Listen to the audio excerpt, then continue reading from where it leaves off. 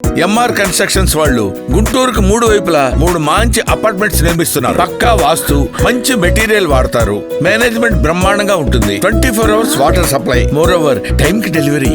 MR constructions మీ ఇంటిని అందంగా నిర్మిస్తాం. 3 సిలిండర్లు ఎవ్రీ 4 months ఒకటి రిలీజ్ చేస్తాం.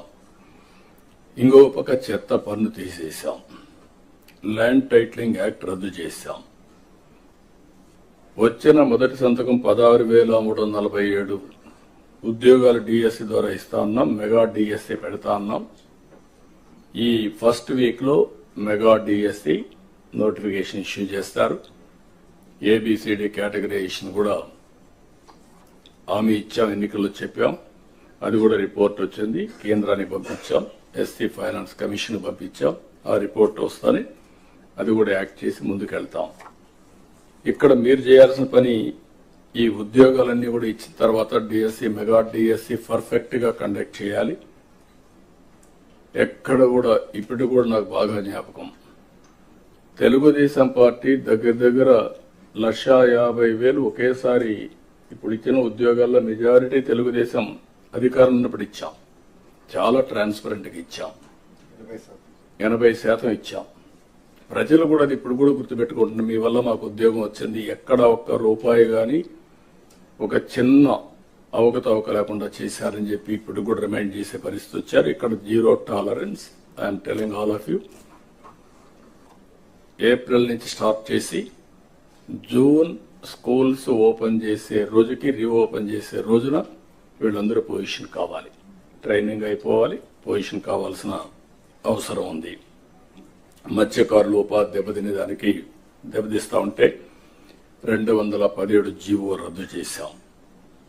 ఫస్ట్ టైం ఎకనామిక్ బెనిఫిట్ ఇవ్వాలి, బీసీలను కూడా ఆర్థికంగా పైకి తీసుకురావాలన్న ఉద్దేశంతో గీత కార్మికులకి మద్యం షాపుల్లో 10% రిజర్వ్ చేశాం. ఇది కాకుండా అర్చకుల జీతాలు 10,000 నుంచి 15,000 చేశాం. నాయి బ్రాహ్మణ్ జీతాలు 15,000 నుంచి 25,000 రూపాయలు చేశాం. చేనేతలకు జీఎస్టీ ఎత్తివేశాం. 200 రూపాయలు హ్యాండ్లూమ్ కి, అదే మరిగా పవర్ లూమ్స్ కి 500 రూపాయలు పవర్ సబ్సిడీ కూడా ఇచ్చాం. గృహ నిర్మాణానికి అదనంగా బీసీలకు, అదే మరి ఎస్సీలకు 50,000, ఎస్టీలకు 75,000 రూపాయలు ఇచ్చాం. ఇమాములకు 10,000, మౌజములకి 5,000 గౌరవ వేతనం కూడా ఇచ్చేసాం, పెంచాం. అవి కూడా ఇస్తున్నాం. వెల్ఫేర్ ఎక్కడా నెగ్లెక్ట్ చేయడం లేదు. ఇక్కడ నేను మిమ్మల్ని కోరేది ప్రభుత్వం యొక్క ఇమేజ్, వెల్ఫేర్ సక్రమంగా డెలివరీ కావాలి. టేక్ ఇట్ ఫర్ గ్రాంటెడ్ కాదు. అందుకే అనునిత్యం ఏ వెల్ఫేర్ ప్రోగ్రామ్ వచ్చినా లాస్ట్ మైల్ కి కరెక్ట్ గా చేరతా ఉందా లేదా, చేరే విధానం కూడా ఏదో భిక్షగాళ్ళకి మారిగా ఏదో మీరు దానం చేసినట్టు బిహేవ్ చేస్తే కరెక్ట్ కాదు. ఒక బాధ్యత తీసుకొని ప్రతి ఒక్క ఆఫీసర్ కూడా లాస్ట్ మైల్లో ఉండే ఆఫీసర్ బెనిఫిషరీకి చేర్చే విధానం చాలా ముఖ్యం. ఆ విషయం కూడా మీరందరూ కూడా హ్యూమన్ యాంగిల్ తో వాళ్ళు పనిచేయాల్సిన అవసరం ఉంది. ఒక పక్క సంక్షేమ కార్యక్రమాలు చేస్తూనే మీరు ఒకసారి చూస్తే పోలవరాన్ని గాడిన పెట్టాం. ఈరోజు పోలవరం మొన్నటి వరకు ఏమవుతుందో అని అగమ్య గోచరంలో ఉన్న పోలవరం ప్రాజెక్టు కేంద్ర సహకారంతో ఈరోజు 12,150 కోట్ల రూపాయలు శాంక్షన్ అయింది. ఫేజ్ 1 కి ఇబ్బంది లేదు.